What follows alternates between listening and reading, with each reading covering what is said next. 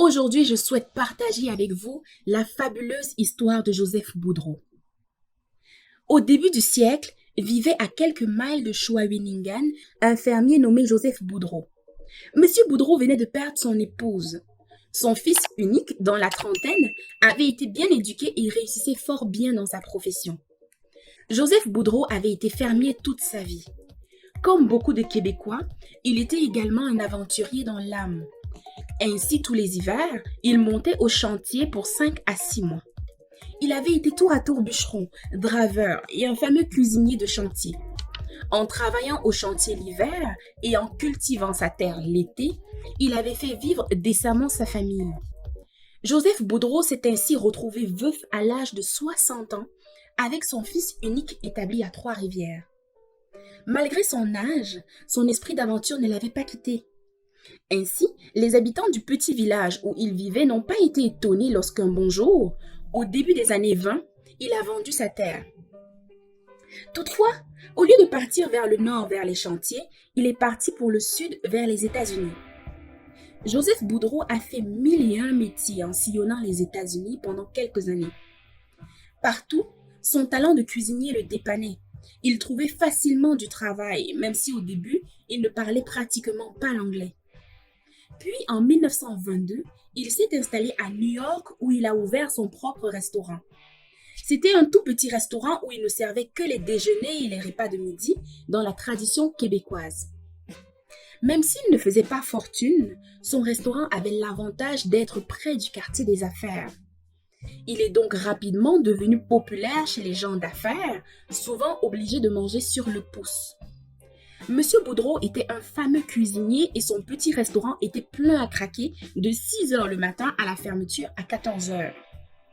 En 1925, Joseph Boudreau a commencé à avoir des ennuis de santé.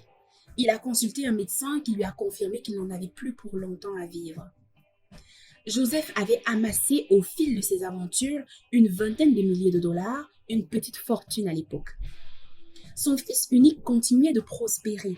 Ce que Joseph Boudreau voulait vraiment, c'était de donner une chance à ses 4 petits-enfants encore en bas âge qu'il avait rencontrés l'été précédent lors d'une visite à Trois-Rivières. Joseph Boudreau, tout aventureux qu'il était, avait cependant les 2 pieds solidement sur terre. Il décidait de laisser 5 000 dollars à chacun de ses petits-enfants, héritage qu'il recevrait seulement à l'âge de 65 ans. Son but, leur éviter d'avoir à travailler aussi tard que lui dans la vie. Il a donc parlé de son problème à un banquier, client de son restaurant, afin qu'il le conseille. Ce dernier lui a référé un de ses amis, financier d'une excellente réputation, un dénommé James Lynch. Monsieur Boudreau lui a expliqué ce qu'il voulait faire. Monsieur Boudreau, résuma le financier, si je comprends bien, vous voulez donner à chacun de vos petits-fils la somme de 5 000 dollars, la faire fructifier et la leur remettre en héritage lorsqu'ils auront 65 ans. Monsieur Boudreau, plusieurs solutions s'offrent à vous, continua-t-il.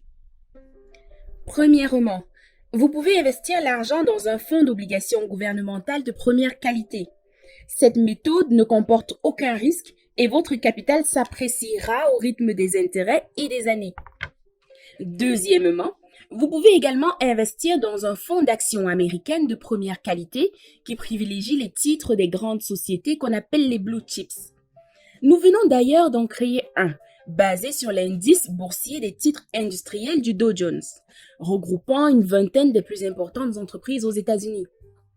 Le risque est plus grand que pour le fonds d'obligations, mais vous obtenez une bonne diversification et vous participez à l'essor de l'Amérique. De plus, l'appréciation devrait gonfler votre capital de base. Troisièmement, si vous êtes téméraire, vous pouvez également considérer notre fonds regroupant de plus petites compagnies américaines. Nous investissons dans de jeunes entreprises en plein essor, remplies de promesses. Évidemment, je dois vous avertir que le risque est plus grand. Plusieurs de ces sociétés disparaîtront en cours de route, mais quelques-unes grandiront, parfois au point de faire partie de l'indice Dow Jones. Quatrièmement et finalement, vous pouvez investir directement votre 20 000 dollars dans une ou deux compagnies d'avenir. Par contre, avec 20 000 dollars, vous ne pouvez investir dans plusieurs. En fait, ce n'est pas la solution que je vous suggère, mais si c'est votre désir, j'aurai une ou deux sociétés intéressantes à vous suggérer. Monsieur Lynch, j'ai peu d'expérience dans le domaine. Je comprends bien qu'avec les obligations gouvernementales, mon capital est assuré, qu'il n'y a pas de risque et que je serai plus en sécurité avec de grandes compagnies qu'avec des petites. Je suis bien embêtée, mais c'est un cadeau que mes petits-enfants ne recevront qu'à l'âge de 65 ans. Vous et moi ne serons plus là. Je suis par ailleurs également partagée entre mon sens de la terre et celui de l'aventure. Voici ce que j'ai décidé. Vous séparerez le 20 000 dollars en 4 et investirez 5 000 dollars dans un fonds spécialisé dans les obligations gouvernementales, 5 000 dollars dans un fonds de grandes entreprises, 5 000 dollars dans votre fonds de petites entreprises et le dernier 5 000 dollars dans une petite compagnie que vous choisirez vous-même avec soin. Votre firme continuera d'administrer chacun des fonds. Lorsque mes petits-enfants auront 65 ans, ils décideront lequel des fonds ils désirent. Si deux veulent le même, qu'ils se le séparent. Si l'un d'eux décède avant 65 ans, son fonds sera partagé entre les survivants. Ainsi a été rédigé le testament de Joseph Boudreau, qui est décédé quelques mois plus tard.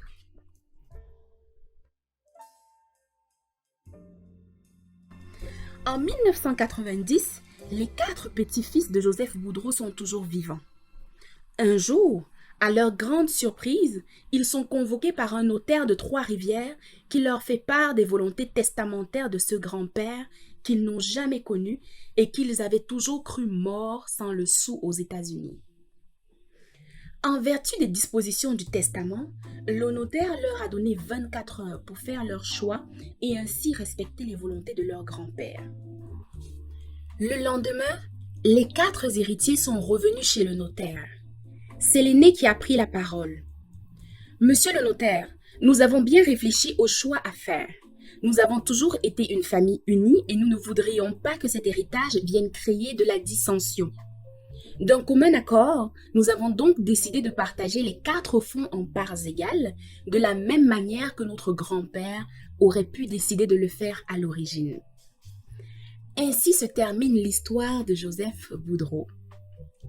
Évidemment, votre curiosité vous pousse à demander combien d'argent ont reçu les petits-fils de Boudreau.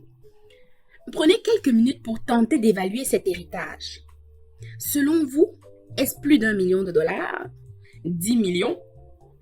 Dans votre évaluation, pensez au fait que l'investissement fait en 1925 a subi le célèbre crash de 1929, la Grande Dépression qui l'a suivi, la Deuxième Guerre mondiale, le crash de 1987, sans compter au moins 7 récessions et de nombreux marchés baissiers.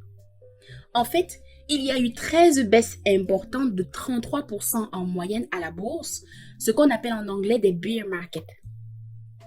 Eh bien, les 20 000 dollars de Joseph Boudreau, investis en 1925, valaient en 1990 la somme incroyable de 36 millions de dollars et chaque petit-fils a hérité de 9 millions de dollars. Voici donc ce que valait chaque investissement de 5 000 dollars. Le 5 000 dollars investi dans les obligations gouvernementales est devenu 125 000 dollars, soit un rendement annuel composé de 5% environ. Le 5 000 dollars placé dans les actions de grande qualité, les blue chips, a donné 2,5 millions de dollars, un rendement annuel de près de 10%. Le 5 000 dollars investi dans les actions représentant des sociétés plus petites de croissance est devenu un peu plus de 10 millions de dollars pour un rendement de 12,4% par année. Enfin, le dernier 5 000 dollars a été investi dans une petite entreprise fabriquant des concentrés de boissons gazeuses devenue société ouverte en 1919. Son nom, Coca-Cola, est aujourd'hui célèbre à travers le monde, mais en 1925, il commençait à peine à être connu aux États-Unis. Le 5000 dollars en actions de Coca-Cola valait 22,9 millions de dollars en 1990, pour un rendement annuel de 13,8%. Histoire farfelue que celle de Joseph Boudreau? Loin de là. En fait, cette histoire de M. Boudreau illustre fidèlement les rendements des différents véhicules d'investissement relativement au taux d'inflation de 1926. Il y a une firme aux États-Unis qu'on appelle Ibbotson Associates de Chicago qui calcule à chaque année les rendements des différents véhicules financiers depuis la fin de 1925. Depuis 1926, la bourse a généré des rendements annuels de 10,2% pour les titres de grande capitalisation, soit près de 2 fois le rendement des titres obligataires. Par ailleurs, le rendement annuel des titres de petite capitalisation a atteint 12,2%. Cela démontre hors de tout doute que le marché boursier peut être un moyen privilégié de s'enrichir à long terme. Pour l'investisseur à long terme, la bourse peut être une grande source de richesse. Cette histoire fascinante que je viens de vous raconter est extrait du livre de Guy Leblanc qui a pour titre « La bourse ou la vie, les secrets d'un investisseur ». Dans ce livre, Guy Leblanc cite allègrement mes mentors, qui sont Benjamin Graham, Warren Buffett, etc. Il fait de l'investissement sur le long terme. Il prend le temps de prendre son temps. Il prend le temps d'analyser les entreprises. Il n'est pas un parieur, non, mais un investisseur. En cela, je le recommande vivement et je mets dans la description le lien de ce livre que je conseille à tous de lire tellement il est fascinant. Bonne lecture! Cheers!